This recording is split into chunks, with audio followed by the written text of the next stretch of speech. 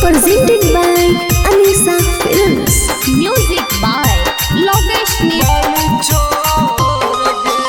जैसन हम खोजली ओइसन मिलल भतार गे रतिया में 4 बेरी मारे लगातार गे।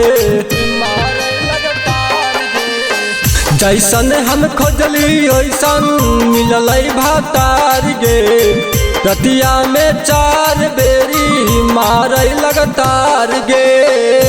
का हम कहियो साखी गे का हम कहियो साखी पियावा हौलत खोर पियावा ड्राइवर बालू चोर गे।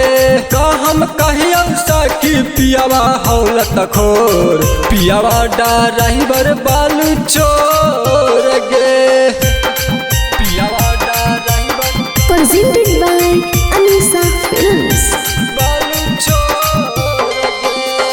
धर के हिलाई दे हई साखी पालांगिया सुतला में मारा है कई पीछे से लांगिया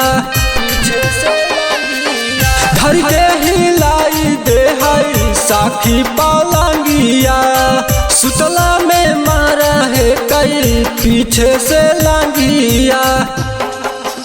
कि हम कहियो साखी गे का हम कहियो साखी पियावा हौलत खोर पियावा ड्राइवर बालू चोर गे।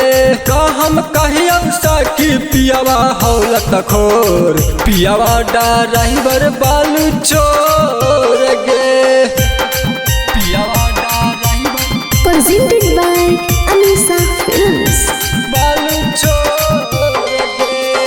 मनमा जब तारा हैता खोले लागई चोलिया ओकरे ही डारे साखी बोल नहीं बोलिया मनमा जब तारा हैता खोले लागई चोलिया ओकरे ही डारे साखी बोल नहीं बोलिया। कि मसूरी भारत के कि मसूरी भारत बिकरत वाला खोर गे पियावा ड्राइवर बालू चोर गे। का हम कहियो साखी पियावा हौलत खोर गे पियावा ड्राइवर बालू चोर गे। Presented by Anisa Films.